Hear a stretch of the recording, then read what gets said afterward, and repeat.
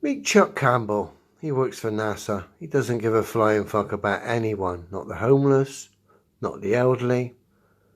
All he cares about is getting his rockets to land on cartoons. Yes? Let's have a look. Let's see what Chuck's about. Human exploration to me is about taking science in those places so we can learn about it. Learn about CGI and hear Masonic magic stories. I'm sick of stories, Chuck. I'm fucking sick of CGI, yeah? It's about putting people there so we can hear them describe it. My name's Chuck.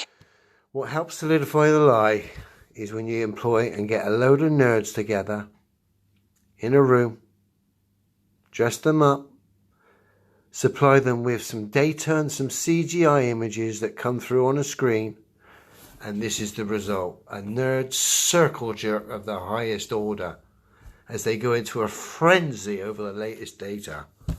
But of course, this solidifies the lie, even though these people are just innocent, naive nerds. They're actually part of the lie by solidifying it through their own ignorance. That's how it works. Campbell, and I'm working to get big things on the surface of Mars. Fuck you, Chuck. Our ultimate goal for NASA right now is bringing humans to Mars in the 2030s. So Chuck wants to get a giant vacuum cleaner on the surface of Mars. So what's the appeal here? So everyone's going to go visit this giant vacuum cleaner? Because what is there to do in Mars, Chuck? There's no forests. There's no coastal walks. There's no shopping malls. What are you going to do there? Just hoover up? It's a fucking joke. To put something this big on the surface of Mars so that we can put people there. This is a really tough problem. Who the fuck wants to go to Mars?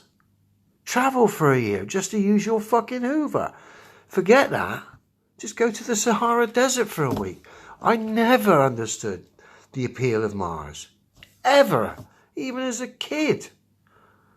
Especially now I know what I know.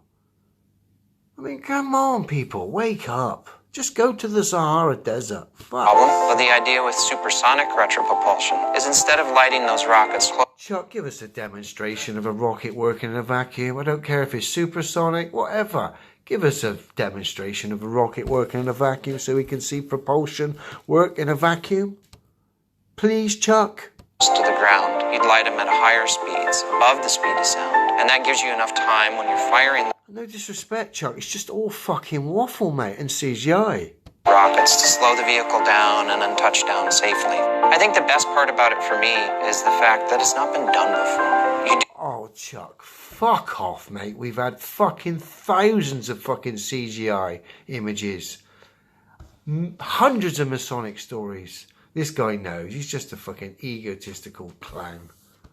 Things in science because you want to understand. Sorry, why. Chuck. You producing stories and getting rockets to land on cartoons isn't science. I know this might be a bit of a shaker for you, but it's not. It's fucking fairy tales, mate. We're here. When I was 8 years old, we visited Johnson Space Center. And here I was an 8-year-old walking around and seeing these big rocket engines.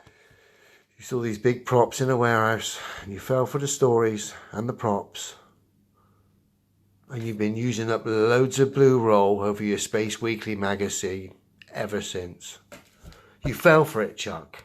That were many times taller than I was, and it's about being able to see that become real. Yeah, you got to have a good imagination, ain't you, Chuck? Fuck you, NASA. Biggest pantomime company on Earth. And the fucking... When I see you work, it's comedy gold, but when I see stuff like that, man, that annoys me. Fuck yous.